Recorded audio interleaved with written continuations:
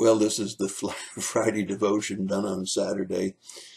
Had to go out of town yesterday and didn't have time to make the devotion. So while I don't normally do one on Saturday, I'm going to do Fridays on Saturday. We're looking at some of my favorite passages, some of my favorite thoughts in the scriptures. We started back in Revelation, going forward to Genesis, and we're continuing to be in Hebrews, and we'll be there for one more week, or one more day rather.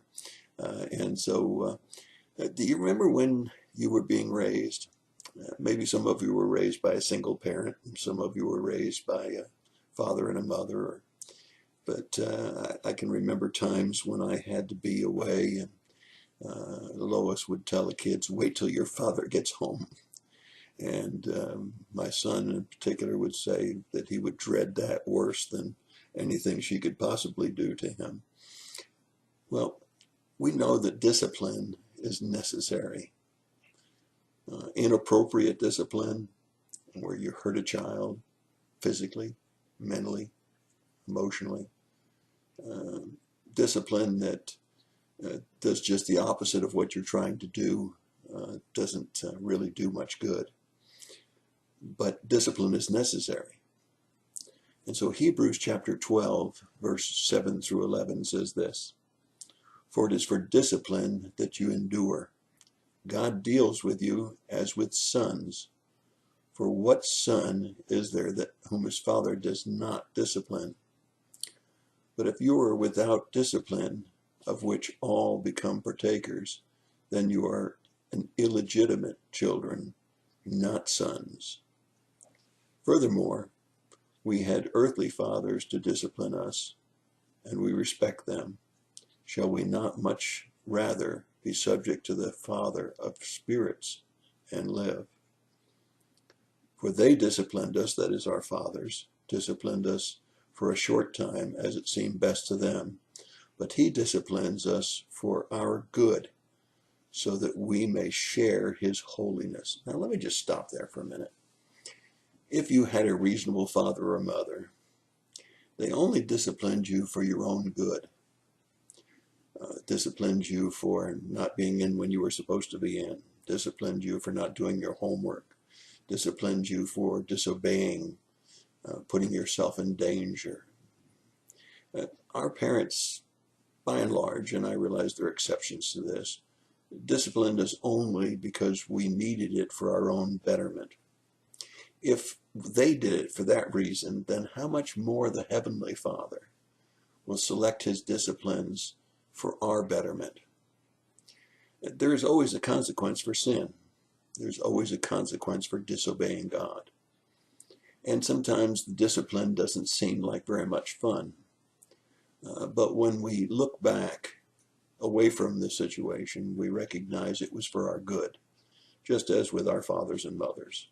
If we got a quick, swift hit on the behind when we ran out in the street as little children, it was because our parents didn't want us to be run over by a car. The little bit of redness on our behinds wouldn't compare with a car running over us. And we quickly learned, just as people discipline their pets.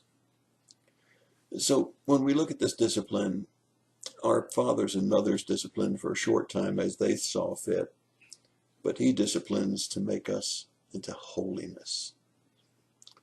All discipline for the moment seems not to be joyful, but sorrowful. Yet to those who have been trained by it, afterward it yields a peaceful fruit of righteousness.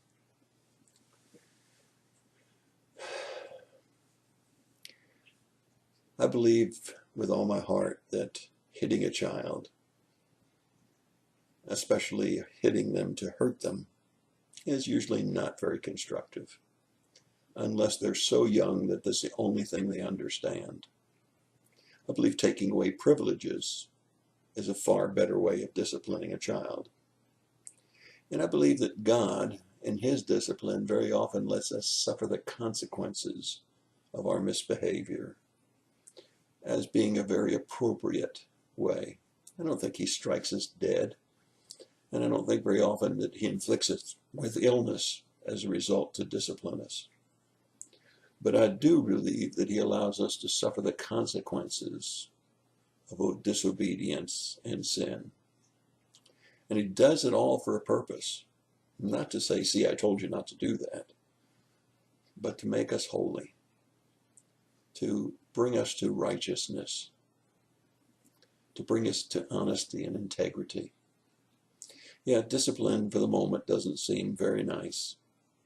But when we look back, we'll recognize that God allowing us to suffer the consequences of our sin, when we look back and see that God allowed us to go through certain things so that it would bring us to holiness, then we recognize that just as a father usually loves his son and disciplines him because he does love him, so the Heavenly Father much more allows us to suffer the consequences of our misbehavior and disobedience because he wants to bring us to a place of holiness. That's my thought for the day. God bless you and have a great day.